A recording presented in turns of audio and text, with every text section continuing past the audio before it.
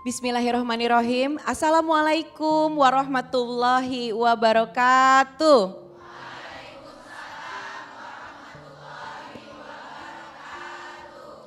Masya Allah, Alhamdulillah pemirsa kajian hati. Senang sekali kali ini kajian hati bisa kembali menjumpai Anda. Semoga semuanya dalam keadaan sehat. Dan kajian hati kali ini hadir dengan temanya pahala sholat menyelamatkan akhirat. Masya Allah. Bangga A. Bunda, kita pasti menginginkan kehidupan yang bahagia di dunia dan di akhirat. Betul? Dari mana kita jika ingin memulai hidup kita lebih baik? Maka jawabannya adalah perbaiki sholatmu, maka Allah akan perbaiki hidupmu. Jaga sholatmu, maka Allah akan menjaga hidupmu. Sholat itu tiangnya agama. As-sholatu imaduddin. Faman aqamaha faqad aqamaddin. Waman tarakaha faqad hadamaddin. Siapa yang tegak sholatnya, tegak agamanya. Dan siapa yang rusak sholatnya, maka hancur agamanya. Rasulullah SAW menyampaikan, Inna awwala ma yuhasabu bihil abdu yaumal qiyamah as-salat. Sesungguhnya perkara pertama yang akan dihisab nanti di hari kiamat adalah salat. Jika salatnya baik, baik seluruh amalnya. Dan jika salatnya buruk, maka buruk seluruh amalnya.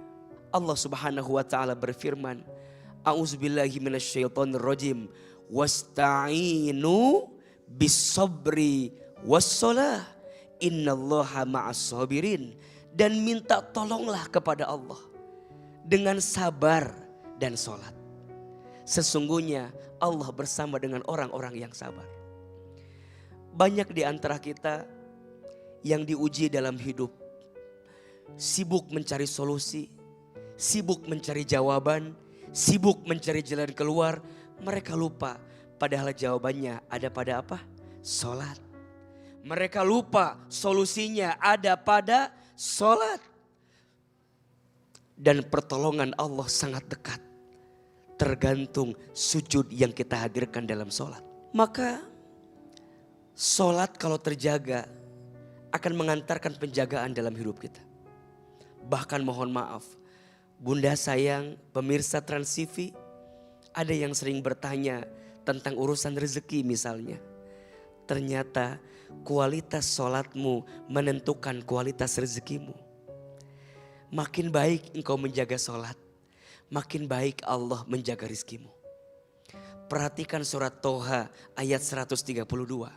Allah Subhanahu wa taala berfirman, A'udzubillahi minasyaitonirrajim. Wa'mur ahlaka bis-shalat. Dan perintahkanlah keluargamu untuk sholat. Pemirsa Trans TV, jaga sholat. Wastabir alaiha. Dan bersabar-sabarlah dalam sholat itu. Keluarga kalau mau baik, jaga apa? Sholat. Perhatikan, kalau sholatnya udah baik, kalau sholatnya udah benar, la nas'aluka rizqan. Jangan khawatir tentang rezeki. Kenapa? Nahnu narzukuka. Kami yang akan menjamin rizkimu. Wal akibatul taqwa. Sebagai akibat engkau bertakwa kepada Allah Subhanahu wa taala. Di antara kita tuh pengen punya rezeki yang baik, betul? Kita lupa padahal sholat juga adalah rezeki. Betul? Maka dalam sehari semalam kita sholat, tolong dipastikan rumusnya yang wajib dijaga, yang sunnah ditambah. Dan kenapa sholat harus benar-benar kita jaga? Karena di antara amal yang dicintai Allah, salah satunya adalah as-sholatu fi awali waktiha. Sholat di awal waktunya. Percayalah, orang yang menjaga sholat akan Allah hadirkan banyak kebaikan untuknya. Satu, Sholat itu menghapuskan dosa. Diibaratkan dalam satu hari semalam ada berapa sholat wajib? 5. Maka 5 ini diibaratkan bunda seperti mandi 5 kali. Kalau mandi bisa membersihkan kotoran dalam tubuh kita, maka sholat 5 kali menghapuskan dosa yang pernah kita lakukan. Maka di antara nasihat Nabi apa? Sholatlah seakan-akan ini sholat yang terakhir untuk kita. Jadi kalau bunda sholat dan ngerasa gak khusyuk dalam sholat, maka nasihatnya sholatlah seakan-akan itu sholat yang terakhir untuk kita. Allah memanggil kita dengan sholat. Masihkah kita sering menunda-nunda? Kalau sholat aja ditunda-tunda, maka jangan kaget. Boleh jadi rizkimu ditunda karena sholatmu sering ditunda. Betul? Kebaikanmu ditunda karena sholatmu sering ditunda. Maka 1, sholat menghapuskan dosa. 2, sholat memberikan cahaya kepada orang yang melakukannya. Orang yang jaga sholat itu mendapatkan cahaya dari Allah. Wajahnya bercahaya, hidupnya bercahaya, bahkan dia dijaga dari perbuatan keji dan mungkar. Inna sholata tanha anil fahsya'i wal munkar. Maka sholat adalah sebaik-baik amalan setelah kalimat syahadat. Karena sholat itu adalah bagian daripada arkanul Islam, rukun Islam. Bahkan rukun Islam yang kedua setelah kita membacakan apa? Syahadat. Maka sholat akan menjadi penyelamat. Sholat akan jadi penguat. Sholat akan jadi perekat yang mendekatkan kita lebih lekat dengan Allah Subhanahu wa ta'ala. Mau lihat seberapa dekatnya jarakmu dengan Allah, maka lihatlah seberapa lamanya engkau bersujud ketika sholat. Semoga kita semua menjadi orang yang ahli sholat. Semoga kita orang yang senantiasa menjaga sholat. Dan semoga kita menjadi pribadi yang terus memperbaiki dan menjaga sholat. Amin ya Rabbal Alamin. Kajian hati. Langsung saja kita perkenalkan atau kita dengarkan cerita dan kisah apa yang dibawa oleh bintang tamu kita kali ini. Silakan sayang. Assalamualaikum warahmatullahi wabarakatuh. Waalaikumsalam warahmatullahi wabarakatuh. Ya, perkenalkan Ustadz, nama saya Vivian Buhari, saya dari Manado. Jadi saya itu sebelumnya sudah pernah berumah tangga. Saya menikah di bulan Maret tahun 2023. Sebelum menikah saya itu sebenarnya nggak ada niat untuk mau menikah muda karena beberapa alasan dan trauma di hubungan masa lalu. Tapi karena dorongan dari orang tua dan keyakinan saya bahwa calon suami saya ini berbeda dari laki-laki lain, akhirnya saya meneguhkan hati untuk membulatkan tekad menikah karena niat untuk beribadah.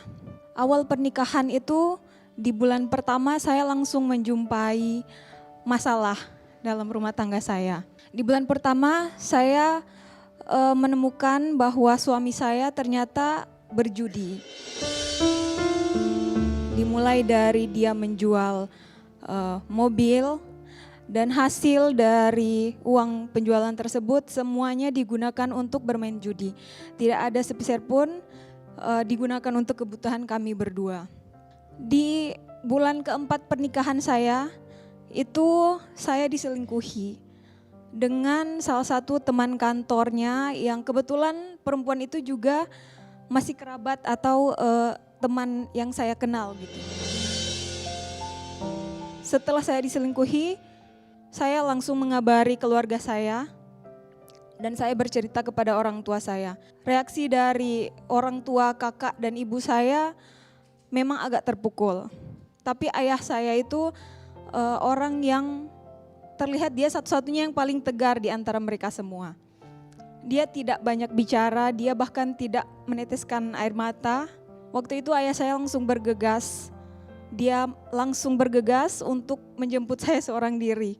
Waktu itu tengah malam, waktunya tengah malam. Tapi saya tahan, saya bilang, Pak, besok saja selesai sholat subuh kalau bisa. Besokannya itu ayah saya langsung datang menjemput saya dan dia menemani saya untuk hadir di kantor karena mantan suami dan selingkuhan ini mereka satu tempat kerja.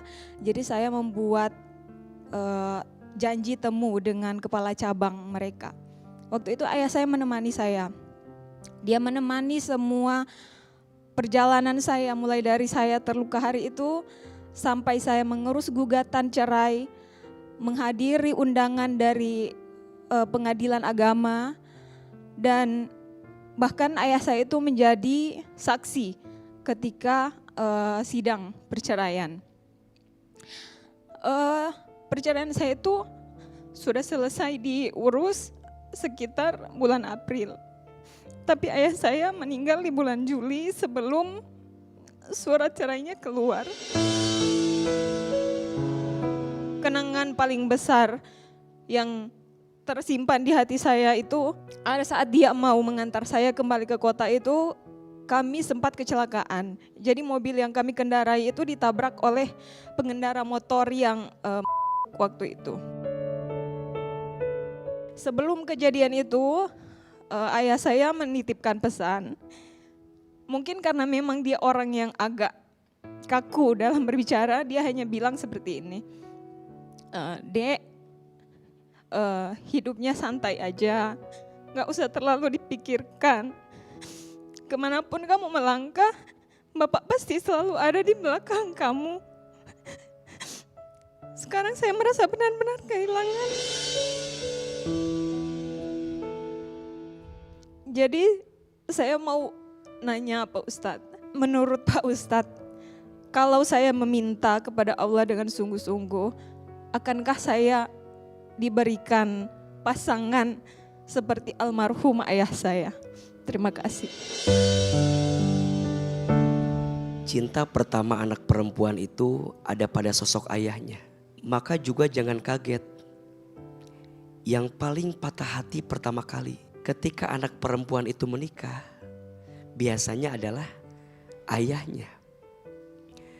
Dan ayah selalu berharap ketika anak perempuannya bertemu dengan sosok laki-laki yang kemudian menjadi pasangannya, dia berharap anak laki-laki ini punya sikap sebagaimana ayah mencintai anak perempuannya. Maka mohon maaf ya untuk semua para suami, calon suami, ketika engkau melakukan ijab qabul dalam pernikahan, ketika ayah daripada istrimu mengatakan saya nikahkan engkau dengan putri kesayanganku bernama ini dengan mas kawin ini dibayar tunai, maka saat kita mengambil janji dari situ, sesungguhnya kita sedang mengambil tanggung jawab yang besar yang berpindah dari ayah kepada suaminya. Maka ketika engkau menyakiti hati istrimu, sesungguhnya engkau menyakiti hati keluarga, menyakiti kami para ayah, menyakiti kami yang hadir di situ. Bahkan lebih dari itu, melanggar janji suci kepada siapa? Allah Subhanahu wa Ta'ala. Tentu tidak mudah bagi Mbak Vin dan semua anak perempuan yang kehilangan sosok ayah. Apalagi jika ayahnya adalah ayah yang baik. Jika ayahnya adalah ayah yang teladan, tentu ini adalah sesuatu yang harus punya hati yang lapang untuk melewati semuanya. Yang kedua, tidak ada yang salah kalau kita berharap punya pasangan seperti ayah kita yang baik. Malah kita harus seperti itu.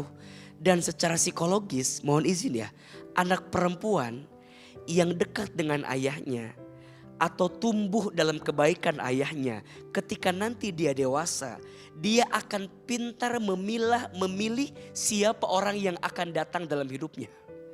Dan termasuk para ayah, jaga jika engkau punya anak perempuan.